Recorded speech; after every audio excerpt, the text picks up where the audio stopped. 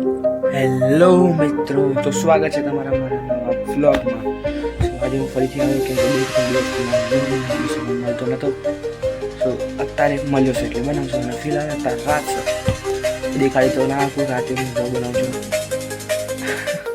દેખાય છે ને વિડીયો દેખાય કે દિવાલ ઉપર દેખાતો છે? એ દેખાય તો રિવર્સ કરીને જોઈ લે. અત્યારે રાત છે ને, આગળ દાદા ટીવી જોવે છે અને મમ્મી આટો મારા ગઈ. તો અત્યારે હું તમને બે વસ્તુ દેખાડવાનું છું. પહેલી તો મેં ડ્રોઈંગ બનાવી છે, એ દેખાડીશ. અને બીજા મારું રિઝલ્ટ આવ્યું, પ્રી બોર્ડ કહેવાય ને 9th એનું રિઝલ્ટ આવ્યું. સો અત્યારે રિઝલ્ટ દેખાડીશ, એના જોડે જોડે મારી ડ્રોઈંગ દેખાડીશ. સો બે જાવ તમે શાંતિ દેખાડો ડ્રોઈંગ. ડ્રોઈંગ સારી લાગે તો ખબર નહીં, ડ્રોઈંગ અહીંયા પડી કેમ કે ફાઇલમાં સંભાળી મૂકવી પડે. ફ્રેમ બનાવવાના તો પછી પૈસા બહુ લાગે, ફ્રેમ ના બનાવાય. ડ્રોઈંગ સંભાળીને મૂકવું, જ્યારે પૈસા કમાઈશ ત્યારે ફ્રેમ બનાવી દઈશ. સીધી વાત, ન બકવાસ, સીધી વાત નહીં બકવાસ. હા ને, જ્યારે પોતાના પૈસા કમાઈશ ત્યારે ફ્રેમ બનાવી દઈશ. અત્યારે ફ્રેમમાં ખર્ચો ના કરાય. પાછું દિવાલમાં લગાવવાનું હોય ક્યાં? સાચી વાત ને, દિવાલમાં ક્યાં લગાવવાનું? તો ચલો પહેલાં રિઝલ્ટ દેખાડું કે પછી ડ્રોઈંગ દેખાડીએ, કેમ કે રિઝલ્ટ તો એટલું બધું સારું નહીં આવ્યું. આમ તો સારું આવે પણ ખબર નહીં કે આમ ડલ થઈ ગયું. ફાઇનલ એક્ઝામમાં લાવવા પડશે સારા માર્ક. પણ ચલો ડ્રોઈંગ કરી ઉભા રહો, અહીંયા મૂકું ને ફોન, અહીંયા ફોન મૂકું અને ડ્રોઈંગ દેખાડું. કાલે હાથની પકડી કાલે પડશે, કેમ કે ફોન મૂકવાની જગ્યા નહીં, ફોન પડી જાય છે અહીંયાથી ડાયરેક્ટ. ભાઈ ગીરના માતા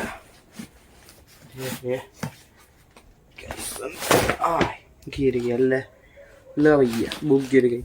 कोई नहीं, वो तो मैं सेट कर दूंगा आपको दिखाने के लिए. तो भाई कुछ भी, ये देखो, ये मेरी ड्राइंग की फाइल है, कलरफुल.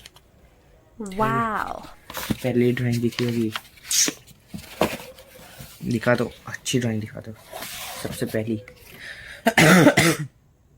कैसी लगी? कौन है पता है? कौन है? बजरंगबली है. बजरंगबली ने झंडा पकड़ा है राम जी का. शायद तक उल्टा दिख रहा होगा, पर मैं भी क्या कर सकता हूँ. राम जी का झंडा पकड़ा है. मोबाइल में तो पता नहीं कैसी दिख रही है, पर अच्छी दिख रही है भाई. घर में सबने बोला, पापा मम्मी दादा बहन ने सबने बोला भाई बहुत मस्त है. दूसरी ड्राइंग दिखाता हूँ. अभी मैंने दिखाई, वो तो अच्छी थी. और ये देखो, आपको लग रहा है जैसे प्रिंट करवाई, पर ना भाई प्रिंट नहीं करवाई.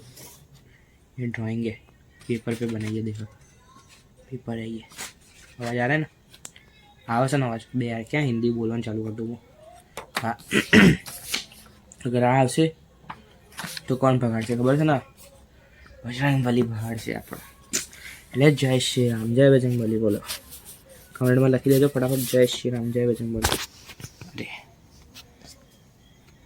પગ લાગી ગયો તો એટલે આ લગાવ્યા. આ ફાઇલ્સમાં મૂકી. બાકી બધી ડ્રોઈંગ મેં તમને પહેલાં બી વિડીયોમાં દેખાડી. જેને ના જોઈ હોય તો પછી જોઈ લેજો પહેલાંનો બ્લોગ. એમાં મેં દેખાડી છે મારી ડ્રોઈંગ્સ બધી. અત્યારે સરખી રીતે મૂકું, સરખી રીતે મૂકવી પડશે.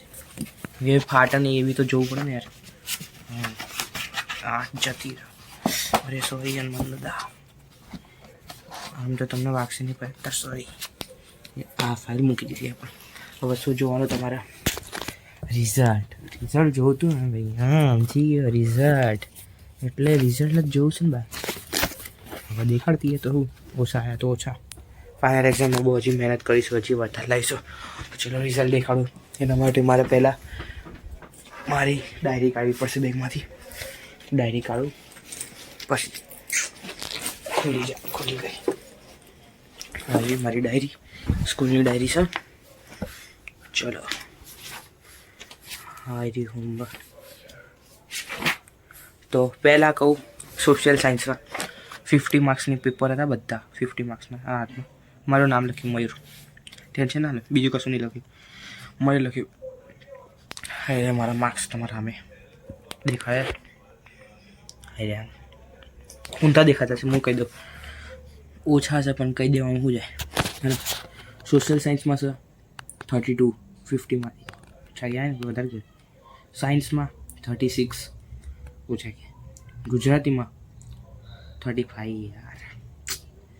અને હિન્દીમાં 45. કેટલા? 45. मैं संस्कृत, भैया संस्कृत में तो आए 32 मार्क, सबसे कम नहीं आए, इससे भी कम है. इंग्लिश में भाई कितने लग रहे हैं आपको? इंग्लिश में कम आएंगे भाई? इंग्लिश मीडियम में पढ़ता हूँ, 44 आए 50 में से. क्या समझ के रखे हैं?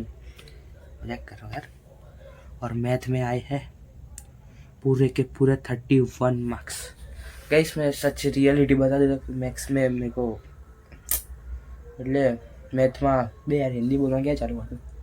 મેથમાં મને એટલું બધું આવડતું નહીં, ખબર પડતી નહીં. આ ABCD મેથ્સમાં ભણાવવા ચાલો કોઈ A+B+C+, પછી ખબર પડતી નહીં. થિયરમ પ્રૂફ કરવાની આવે પછી ગવર્મેન્ટ ખબર પડતી નહીં, એટલે કોઈ માર્ક્સ આવતા નહીં. કંઈ નહીં, ફાઇનલ એક્ઝામમાં હજી પ્રેક્ટિસ કરીશ અને મારા માર્ક્સ લાગીને દેખાડીશ. જોઈ લેજો. તમે માર્ક્સ આવતા નહીં પાછળ બ્લોગ બનાવવાનું ચાલુ કરી દીધો. ના ભાઈ ના, દેખાડીશ તમને. ફાઇનલ એક્ઝામમાં લાવીશ. ફાઇનલ એક્ઝામમાં 80 માર્ક્સનું પેપર હોય ને 20 માર્ક્સ ઇન્ટરનલ હોય. જે 9થમાં છે એને ખબર હશે. સો તમે લોકો બી યાર જે 9થમાં જોવો છો બ્લોગ, કાં તો જે મોટા હોય ભાઈ મહેનત કરજો સારી, માર્ક્સ લાવવા. કેમ કે મારે માર્ક્સમાં ફોકસ કરવું પડે, બ્લોગમાં ફોકસ કરવું પડે.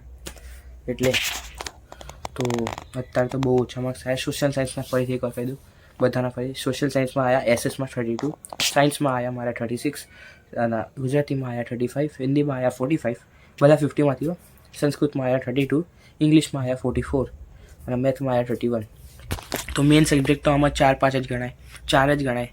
જો કે ઇંગ્લિશ, મેથ, સાયન્સ અને SS તો એટલું બધું કશું કામ નહીં. કેમ કે અમે આર્ટ્સ લો ને તો SS કામમાં આવે, કાં તો કશું કામ નહીં.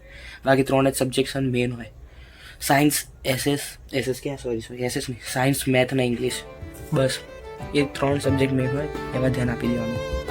બાકી તો કશું નહીં. આ લોકો આટલો જ દેખાડું છું. બીજા વર્ગમાં જોવા માટે ધન્યવાદ.